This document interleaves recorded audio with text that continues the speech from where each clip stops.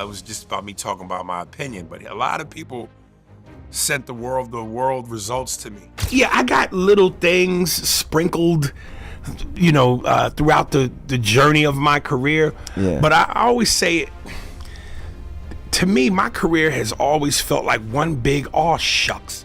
It's a news cycle. Calm the down. And my whole thing is this: what does it change? For decades, Aries Spears was the loudest voice in the room, sharpening his tongue on Mad TV. Because I'll be damned if every year someone doesn't come up to me and say, "Ooh, Denzel, you're the best. Ooh, Denzel, even though I'm old and white, I voted for you." Roasting rappers and taking shots at fellow comedians without hesitation. But that same fire made him enemies. Ice Cube, Mike Epps, Alonzo Williams, the list goes on. My issue was, I just don't like his artistry. And I feel like we as human beings should have that right. That's my opinion. I don't have to like him musically. Add in viral controversies, lawsuits, and a reputation for being his own worst enemy, and you've got a career that was as destructive as it was brilliant. It's a lawsuit that has merit because the mother knew. I'm pretty sure they said, "Hey, this is what we're gonna be doing." That's why I say it sounds like a money grab. Now, with time behind him, Aries admits the truth about his life and career while he continues to stir trouble. Let's talk about it. At age 50, Aries Spears sits in a place very few comedians reach. For some, he's a brilliant impressionist. For others, he's a cautionary tale. Hilarious, but controversial. Talented, but self-destructive. A voice you couldn't ignore, even when you wanted to. He said, nah, he didn't really upset me, but there was a couple times I wanted to put Aries Spears in a corner. Like just grab him up and put him in a corner. Okay. Spears was born in Chicago, April 3rd, 1975. His mother, Doris Spears, was a jazz singer who understood the grind of performance. By the time Aries was 2, the family moved to New York. That's where comedy became his shield, his way to navigate a world that could have easily swallowed him. By 14, Aries was already on stage, standing under hot lights in Harlem, doing impressions of James Brown and Jack Nicholson. The crowd loved it. In those moments, he wasn't just another kid from Jersey trying to stay out of trouble. He was someone, and people noticed. Def Comedy Jam, one of the most important platforms for young black comedians in the 90s, gave Aries a shot. He made the most of it. But his big break didn't come from just one appearance or one set. It came from persistence, grinding, taking gigs that didn't always pay, but always built his name. Small roles followed. He was an extra in Malcolm X. He had a little piece in Jerry Maguire. Sprinkled credits, moments here and there. Spears later admitted his career always felt like a long list of almosts. Big opportunities that slipped through his fingers. The things that I could have done or should have done that would have, I think, catapulted me to another level, those things didn't happen. Oh, shucks.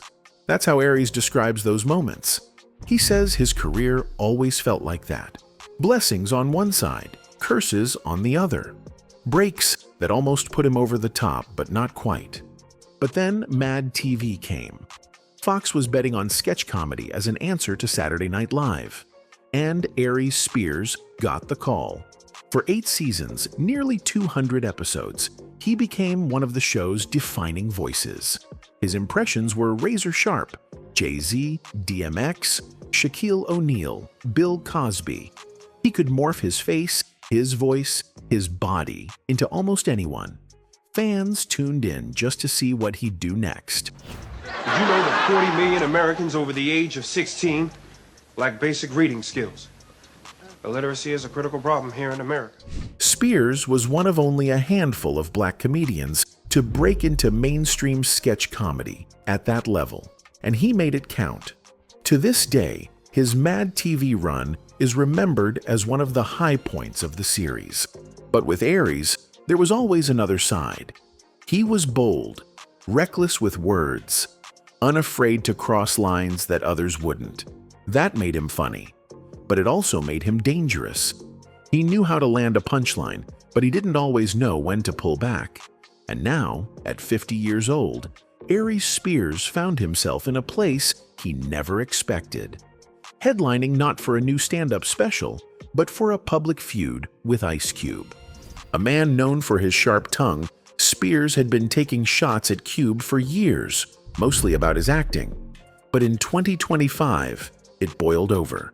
What started as an opinion wrapped in comedy turned into a full-blown war of words.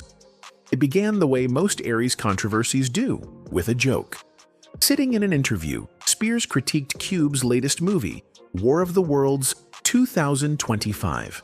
He called Cube's performance stiff, flat, like a table read instead of a film take. Then he did what he always does. He made it funny. You know what that sounded like? That had the energy of a table read. Yeah, exactly. Like before you shoot, the whole cast gets together and they just read through the script. That literally felt like he had a script in his hand, and so and so and so and so and so and so. He slipped into his Ice Cube impression, exaggerated the delivery, and landed the punchline. The audience laughed. Clips spread across Instagram and Twitter. People tagged Cube, and Cube responded. Is he a comedian? Because he ain't never made me laugh, so usually don't like me. You know what I'm saying? Like, the people that, they usually don't like me when they coming from that angle. That's cool, though. You know, everybody got their opinion. It was classic Cube. Straight, no nonsense, and dismissive in a way that cut deep. For Aries, it was validation, an insult rolled into one. He wasn't surprised Cube clapped back, but he didn't back down either. Spears took to social media and clarified he never disrespected Ice Cube the man.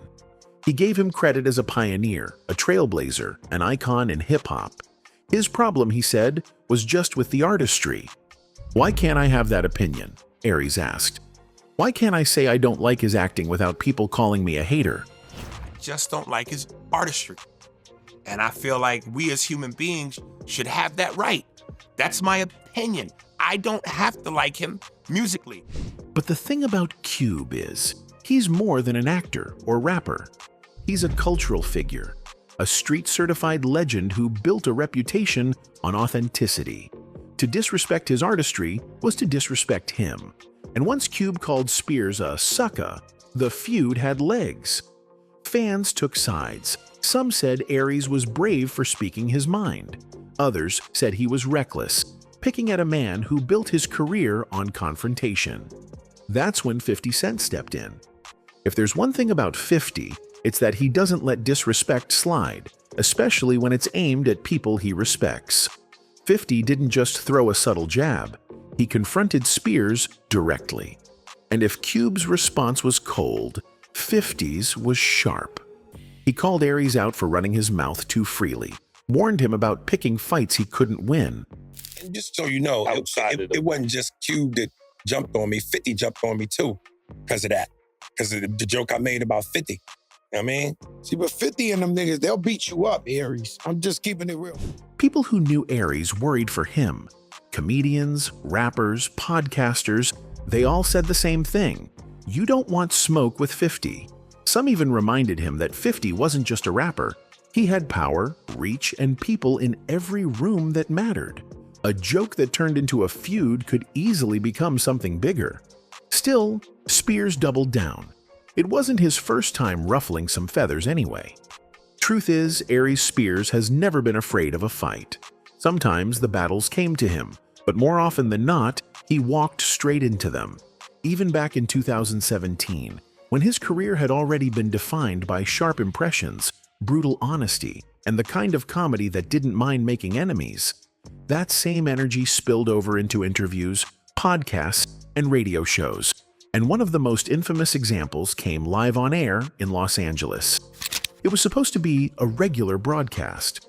Comedian Corey Holcomb's 5150 show had a reputation for blunt conversation. But when Spears sat across from fellow guest Alonzo Williams, the exchange quickly spiraled. Spears was drunk, slurring his words and leaning into personal jabs. Williams, a producer known in West Coast hip-hop circles, tried to keep cool. But when Spears pressed too far, mocking him in front of the mic, Williams snapped. Keep in mind, shut the f up. Ooh, you see that half red bone, light skin? Hey, put hands on you, give you real black eyes. Come on, don't do that. And that's the truth. You could trust me. I've had about enough. The tension boiled over, chairs scraped, voices rose, and in a split second, Williams swung. Hold up. Oh!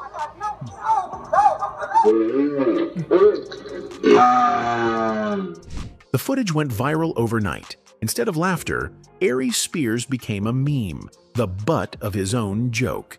It was one of those career-defining clips, but for all the wrong reasons. Aries Spears is a bitch. Okay, what that mean? So you shouldn't have beat the bitch up just because he was talking crazy, Zo. That wasn't the first or the last time Spears' sharp tongue created headlines outside of comedy.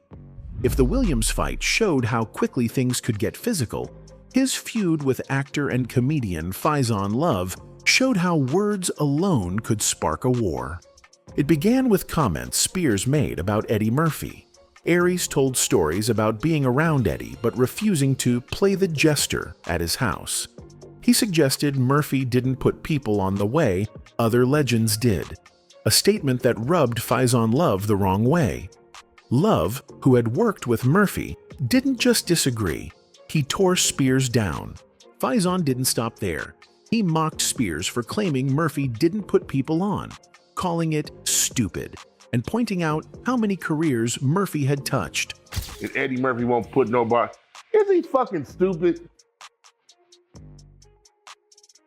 This motherfucker actually said out of his mouth, Eddie Murphy don't put nobody on. You know how many people Eddie Murphy put on? The rant was raw and dismissive. Coming from a peer, it stung more than any critic's review. Once again, Aries' habit of calling things as he saw them ended with someone in the business branding him as irrelevant. The pattern was clear. Aries Spears would throw the first punch with words, but the counterpunch always landed harder.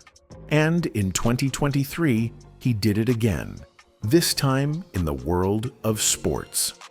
During an interview, he was asked about LSU star Angel Reese, fresh off a championship run and a wave of national attention. Instead of giving her flowers, Aries delivered a take that set off alarms across social media. He called her garbage. You made some comments about Angel Reese. Yeah. You called her garbage compared to Caitlin Clark. Yes. Okay. Yes. He didn't hold back, saying it wasn't about race, just ability. He painted Reese as clumsy, dismissing her stats by claiming volume made them meaningless. But in a climate where Angel Reese had become a symbol of black, female athletic pride, Spears' comments struck a nerve. Fans, athletes, and entertainers dragged him online, accusing him of tearing down a young black woman while praising her white counterpart. What he framed as honesty was seen as disrespect. The backlash was immediate. Sports shows replayed his words. TikTok stitched his comparisons with highlight reels, and celebrities weighed in. Spears defended himself, insisting people were too sensitive, that he was just keeping it real about the game. She just seems as uncoordinated as a baby giraffe. Yeah, I mean, come on, man. But by then, the damage was done. The comedian who once thrived on applause was now trending for insults. Put together, these moments painted a portrait of a man at war with the world around him. On one side, Aries Spears, the quick-witted impressionist who made a name out of saying what others wouldn't. On the other, a lineup of figures who didn't take his words lightly. A producer who put hands on him during a live show, a veteran comic who called his career meaningless, and a rising athlete whose fan base turned on him for crossing the line. The contrast couldn't be clearer. Spears saw himself as a truth-teller, a comedian with no filter. But in an era where public opinion is shaped in real time, every jab landed differently. And as the fights piled up, on-air brawls, public feuds, and viral sound bites, the question was no longer whether he could win over an audience. It was whether his words had left him with any allies at all, because Spears continued to have scores to settle with many more celebrities.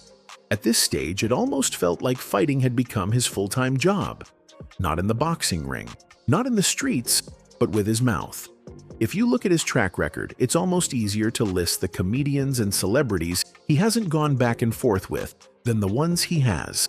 And by the time he turned 50, the pattern was clear. Aries was always swinging, always talking, and never backing down. One of the most talked about beefs in recent years was with Cat Williams. To understand how it got there, you have to remember the climate. Cat had just gone viral again, doing what he does best, tearing into other comedians in interviews. During his sit-down with Shannon Sharpe, he scorched earth on almost everybody, from Cedric to Steve Harvey to Kevin Hart. But buried in the rant was a small line where he named Aries Spears as one of my enemies. He even mentioned me. He didn't say in detail. He just said Aries is one of my. Yeah, he did. He goes, oh, okay. He goes, Aries is one of my enemies, and I have to be able to something with my sight. For most people, that would have been brushed off. Not Aries. He jumped right into it. Aries went on Vlad TV not long after, scratching his head, trying to figure out why Cat would even call him that. He pointed out that he and Cat had barely crossed paths over the years. Maybe 1 or 2 shows together back in the day. Nothing major. When we see each other, what's up, what's up? So just a what's up, what's Yeah, up? that's it. Have you guys ever done shows together? Once upon a blue moon ago. So to hear Cat flat out label him as an enemy caught him off guard. But true to form, Aries couldn't just let it go. He poked at Cat's past, questioning how Williams could claim he never touched drugs when everyone remembered the arrests, the fights, the erratic behavior. Spears even joked about Cat scrapping with a teenager, calling it proof that Williams wasn't being real about his own demons. Kind of hard drug is. You know, you fighting a 14-year-old. Stop it. Like, you know what I'm saying? You canceling shows, you late to shows, you know, you're belligerent, you did popping off. So it's like, stop it. Now, that's Aries in a nutshell. Quick with the jab, willing to go public with thoughts other people only say behind closed doors. But it also put him right in the crossfire of Cat's loyal fan base. The internet lit up, and suddenly Aries was trending because he had stepped into the fire again. And in typical Aries fashion, he didn't backtrack. He doubled down, arguing that the drama didn't change anything in the industry anyway.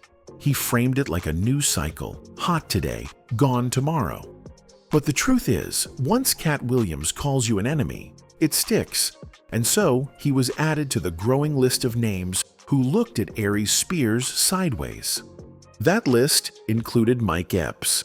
Their back and forth stretched over years, but one of the most heated exchanges came after Aries made comments about Lizzo. Lizzo? I guess a songwriter, yo. I can't get past the fact that she looks like the shit emoji. Social media tore into him for being harsh, but what really made waves was when Mike Epps jumped in.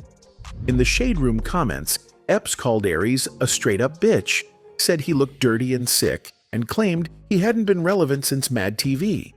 That's the kind of insult that, for most people, would be a career killer. But Aries leaned into it. He fired back, pointing out how Epps once made comments about cops killing black people because we kill each other, something Aries thought was dangerous and ignorant. You know, listen, Mike is salty at me from the last stupid shit he said, which was, cops kill us because we kill us. So it's like, word. So the Tulsa, Oklahoma City murders, what happened then? Spears felt like he had already embarrassed Mike over that, and this was just lingering salt. So he clapped back, telling Epps to step your funny game up and tone down the flashy suits. I've been from city to city, and people's like, yo, Mike was garbage. So I'm gonna say again to Mike, hey, Mike, tone down the volume on the shiny suits and expensive jewelry. Step your funny game up. He even admitted that, off camera, Mike could be hilarious, but on stage, Aries said people had walked out on his shows. And in true Aries fashion, he painted himself as the unfiltered product. Comedy as raw as cocaine, too strong for some people to handle.